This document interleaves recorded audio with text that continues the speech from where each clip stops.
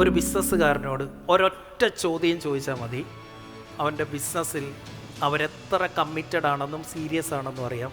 ഒറ്റ ചോദ്യം, show me your avatar. Show me your അവതാർ.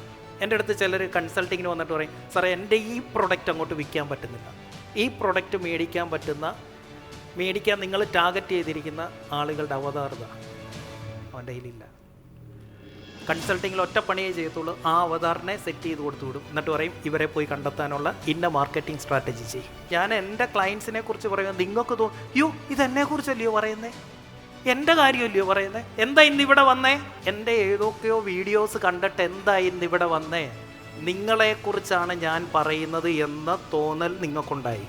എനിക്ക് നിങ്ങളെ ഒരു പരിചയമില്ല, ഇന്ന് വന്ന ഒരാളുടെ പേര് പോലും എനിക്കറിയത്തില്ല. പക്ഷേ നിങ്ങൾക്ക് തോന്നി നിങ്ങൾക്കുള്ള എന്തൊക്കെയോ സൊല്യൂഷൻ എൻ്റെ കയ്യിലുണ്ടെന്ന്. How? Because you are my avatar. I know your problem better than you. അതുകൊണ്ട് ഇന്നോട്ടെ നമ്മുടെ ഓഫർ സെറ്റ് ചെയ്തിട്ട് നമ്മുടെ വെബ്സൈറ്റിൻ്റെ അകത്ത്, നമ്മുടെ ബ്രോഷറിൻ്റെ അകത്തൊക്കെ 2 സാധനങ്ങൾ കൊടുക്കണം.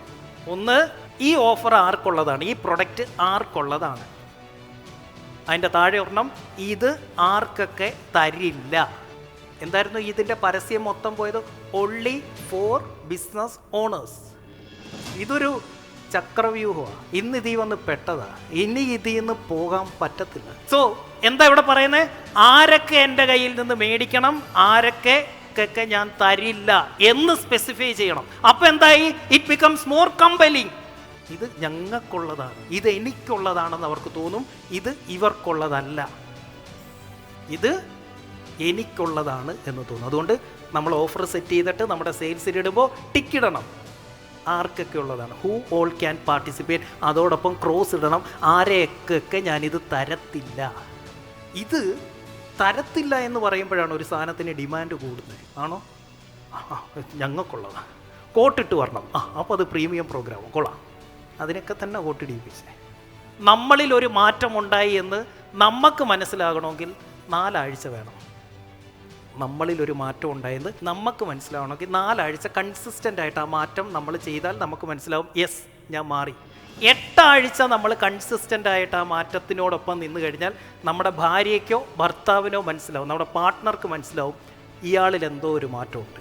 12 ആഴ്ച വേണം നമ്മുടെ വീട്ടുകാർക്ക്, റിലേറ്റീവ്സിന് മനസ്സിലാവാൻ. 16 ആഴ്ച വേണം നമ്മുടെ കൂട്ടുകാർക്ക്, നമ്മുടെ തൊട്ടടുത്ത ഫ്രണ്ട്സിന് മനസ്സിലാവാൻ. 20 ആഴ്ച വേണം നാട്ടുകാർക്ക് മനസ്സിലാകാൻ. 24 ആഴ്ച വേണം ലോകത്തിന് മനസ്സിലാവാൻ.